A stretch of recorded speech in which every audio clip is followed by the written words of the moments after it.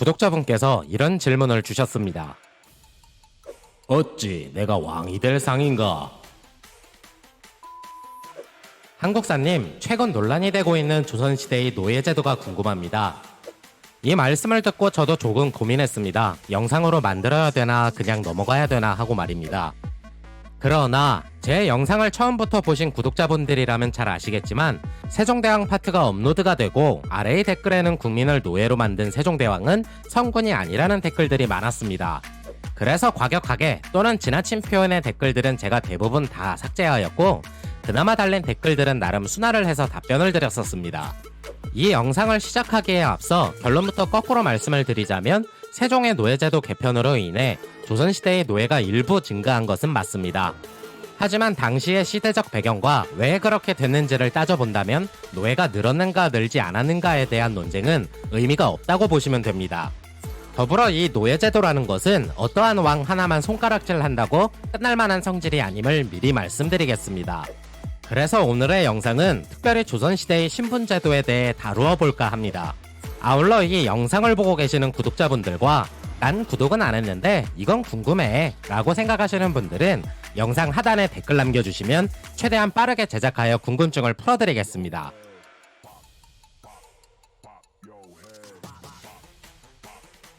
조선시대의 신분제도는 워낙 복잡하고 세분화되어 있어서 일일이 다 말씀드리면 날이 셀 것 같으니 간략하게 몇 가지만 정리해서 말씀드리겠습니다. 우선 신분은 5가지 정도로 나누어 볼 수 있는데 제일 최상위 계층에서 조선을 대표하는 양반계층, 양반도 아니고 그렇다고 서민도 아닌 중인계층, 조선시대의 근간이 되며 우리가 흔히들 알고 있는 백성을 뜻하는 상민계층, 백성은 백성인데 상민보다는 대우가 구리고 천민보다는 그래도 대접받고 사는 수공업의 장인과 상업의 상인들, 마지막으로 이들을 주인으로 받들어 모시며 살아가는 최하위 천민계층이 있습니다. 여기에 이도저도 아닌 중인을 다시 나누면 한량과 향리, 그리고 서얼이라는 계층이 존재하는데 한량은 대부분 지방의 중소지주층, 즉 요새 말로 지역 유지들이다 정도로 이해하시면 되고 향리는 대부분 대대손손 그 동네에서 쭉 살면서 말단 관직을 하거나 타 지역으로 이주해서 살았던 적이 없는 계층을 뜻합니다. 아무튼 보통 양반은 어려서부터 공부만 쎄빠지게 해서 과거를 치고 부임하면 고위급 관직으로 승진할 수 있는 특권을 가지며 이후 관료가 되면 토지와 녹봉을 국가에서 지급해주니 지주계급이 되기도 합니다. 이 계급들은 하사받은 토지를 세습, 사유화함으로써 막강한 부가 축적이 되고 부가 커질수록 자기들끼리 뭉쳐 권문세가 문벌귀족이 되기도 합니다. 하지만 같은 양반 출신이라도 문관이냐 무관이냐에 따라 대우가 다른 경우들도 있습니다. 특히 양반들 중에서 서얼들은 문과에 응시하지 못했고 천민만 아니면 문과에 응시할 수 있는 규정에 따라 어쩔 수 없이 대부분 문과에만 응시하게 되고 문을 숭상하는 시대적 배경과 서얼들이나 지원하는 문과라 하여 문과 출신 양반들을 얕잡아 보는 경향이 짙어지게 됩니다. 그리고 중인들은 대부분 외국어, 의학, 천문학, 법률학 등 특수한 전문직 또는 기술직 계층인데 양반들 중에서 서얼 출신들은 이 중인으로 분류가 되기도 하기 때문에 법적으로 높은 관직에 오를 수 없게 정하게 됩니다.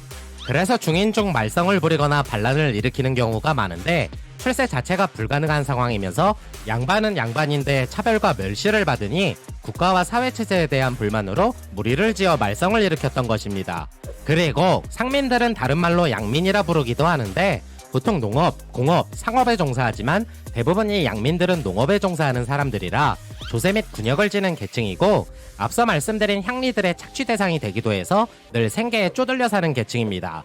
그래서 조선 말기의 경우 이러한 폐단이 늘어나면서 자기들끼리 단결하며 농촌 공동체를 만들고 일종의 계모임이 생기게 되는데 농민 반란운동의 시작은 이런 경우라고 보시면 됩니다. 그나마 교육을 받고 벼슬을 지내는 것에 기회가 많이 주어져 주로 하급관리로 많이 지내게 되고 특출난 재능이 있는 경우에는 높은 관직까지 승진하는 경우도 종종 볼 수 있습니다. 하지만 대부분의 농민, 즉 양민들은 법적으로 부과된 역이 너무 많아 농사를 지으면서 세금도 내야 되고 성인이 되면 국방의 의무, 즉 군역도 져야 했습니다. 때문에 이마저도 집안에 농사를 지을 남자가 없으면 군역을 안 지는 대신 군보를 납부하여 군 면제를 신청하기도 하는데 군대 안 간다고 하더라도 워낙 내야 되는 세금이 많기 때문에 평생을 일만 하다가 죽는 경우가 대부분이라고 보시면 됩니다. 그리고 장인과 상인들도 거의 천민이랑 같은 차별을 받으면서 살아야 했는데 자급자족 사회라 농사 지으면서 먹고 자는 것만 해결이 되면 삶의 질이니 워라밸이니 이런 거 싹 무시해도 되는 그런 시대였기 때문입니다. 그나마 조금 천민에 비해 나았던 것은 세습이 강제되지 않아서 하고 싶으면 하고 아니면 말고가 가능했던 계층이라고 보시면 되는데, 쉽게 말해서 있어도 그만 없어도 그만인 계층에 속했던 사람들이라고 볼 수 있습니다. 아무튼 이러한 사회적 계층을 떠받들어 모시고 살던 계층이 딱 하나 있었는데 그게 바로 천민이었습니다. 천민은 주로 양반이나 중인들이 거느리고 살던 백성들이었는데 우리가 흔히들 알고 있는 노비 계층입니다. 천민 계층을 나누어 보면 몸을 파는 창기나 기생, 신내림을 받아서 구슬하는 무당, 줄타기하는 광대나 구전을 전하는 소리꾼, 불교의 탄압으로 산속에 틀어박혀 사는 승려들이 주를 이루었는데, 여기서 특히 고기를 잡는 백정의 경우에는 아예 인간 취급을 안 하는 정도라 백정들은 자기들끼리 특수하게 마을을 꾸려서 사람들과 어울리지 못했습니다. 대부분 노비라고 불렀던 천민들은 크게 나누면 공천과 사천이라 하여 공적으로 쓰는 노비가 있고 사적으로 쓰는 노비가 있는데, 공천은 관노비, 다른 말로는 공노비라 해서 국가에서 부려먹는 노비가 되고, 사천은 사노비라 하여 앞서 말씀드렸던 양반이나 중인들이 부려먹는 노비를 뜻하게 됩니다.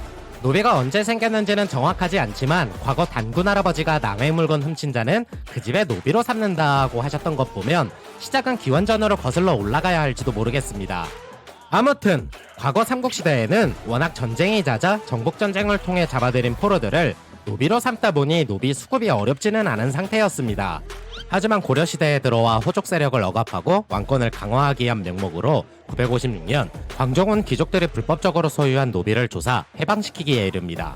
대부분의 공노비들은 전쟁 포로로 얻어졌지만 전쟁이 없을 시 반역을 저지르거나 국가에 해를 입힌 범죄자 및 가족들을 노비로 만들어서 부족한 노비를 채우게 되고, 사노비의 경우 귀족들의 재산으로 인식이 되니 이때부터 상속, 매매, 증여의 대상이 됩니다. 그래서 부모 중 한쪽이라도 노비면 노비의 신분을 벗어날 수 없게 되었는데, 1039년 정종이 철한 것은 어머니를 따르도록 하라 라고 해서 천자수모법이라는 법이 정해지게 됩니다. 즉 노비의 자식들이 어머니만 알고 아버지를 모르는 경우가 많다는 사실과 아버지를 알아도 노비이면 부정하는 경우가 생겼던 시대적 배경과 연관지을 수 있습니다. 이는 당시 고려의 건국 과정에서 양민과 천민의 신분이 뒤섞이고 양천교혼이라 하여 양민과 천민이 서로 결혼하면 안 되는데도 결혼하는 일이 많았는데, 그래서 신분제도의 혼란을 막고자 법으로 정해두게 된 것입니다.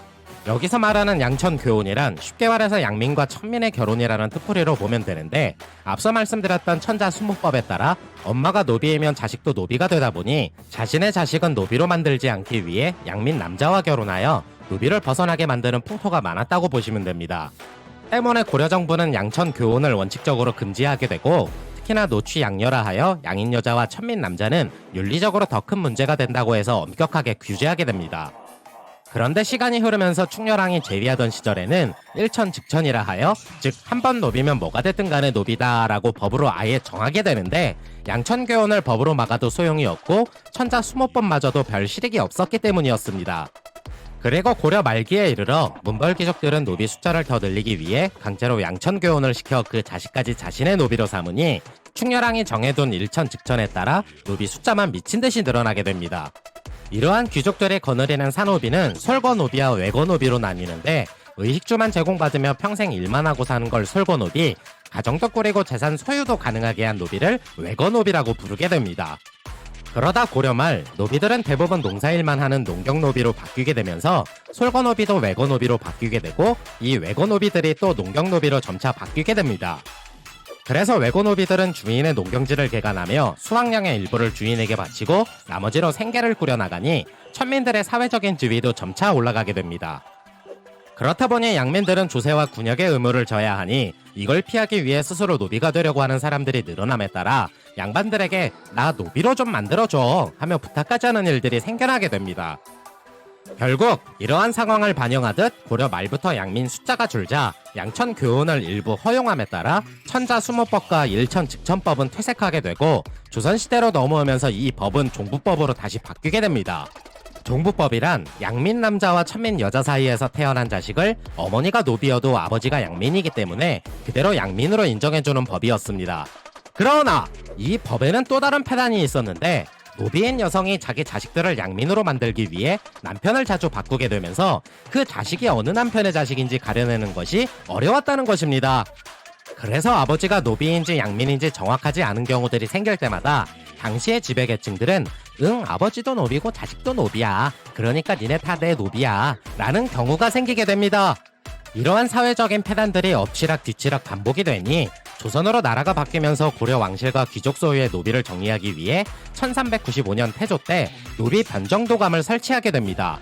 그리고 1405년 태종이 재위하던 시절에는 노비의 소유권, 상속, 양천 신분 판정 등 산노비 문제를 해결하러 노비법 20조를 발표하게 되는데 늘어난 산노비를 공노비로 바꾸어 국가의 재정을 탄탄히 하려는 데에 목적을 두게 됩니다. 1406년에는 공노비 확충을 위해 고려 말 불법적으로 소속된 사찰의 사사노비를 정리하며 사사노비 8만 명을 공노비로 전환하였고 고려 말 양반들에게 나 노비 시켜줘 했던 양민들을 찾아내려는 데에 목적을 두게 됩니다. 결국 고려 귀족의 힘을 억제하고 왕권을 강화 그리고 조세 확보 및 국방력 강화를 위해 산노비들 중 노비로 위장한 양민들을 찾아내어 다시 양민으로 만들고 양민들의 숫자를 확보하기 위해 1414년 종부법으로 바꾸게 된 것입니다. 그런데 세종이 등극하면서 종부법을 그대로 유지했는데 고려 시절에 천자수모법 시행으로 인해 양천 교훈이 늘어나고 사회적인 폐단과 여러 문제들이 불거진 것처럼 도덕적 윤리적인 문제들이 똑같이 드러나게 됩니다.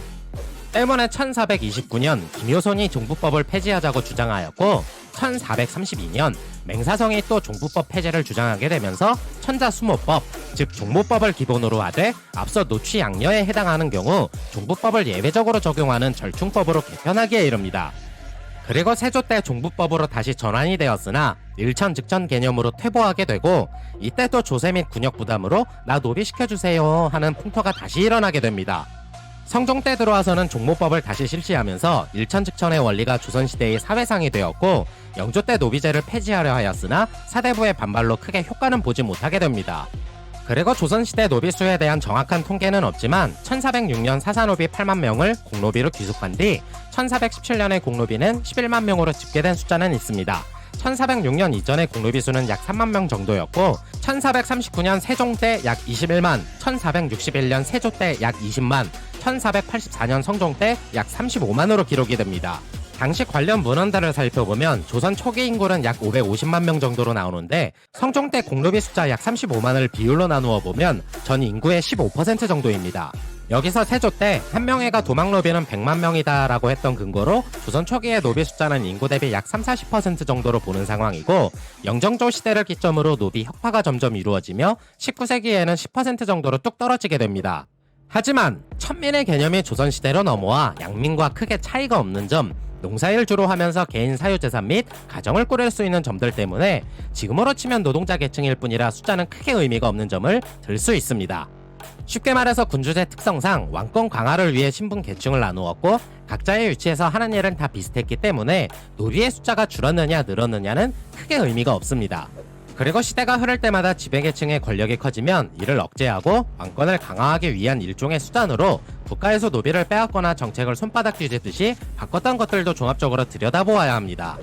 더불어 영상에서 크게 다루지 않았지만 조선시대의 사대부들의 이해관계 또는 정치적 정당에 의한 정치적 수단으로 엎치락뒤치락 바뀌었던 점들도 같이 생각해보아야 할 것입니다.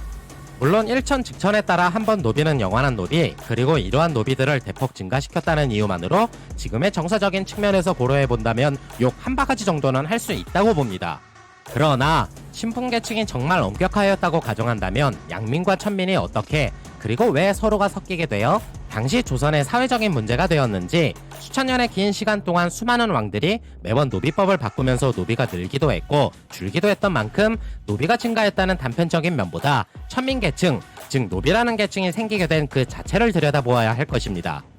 그래서 개개인의 관점과 생각이 다른 만큼 반론의 여지도 있을 수 있겠으나 제 개인적인 생각은 다음의 6가지와 같다는 점을 말씀드리며 영상 마치겠습니다.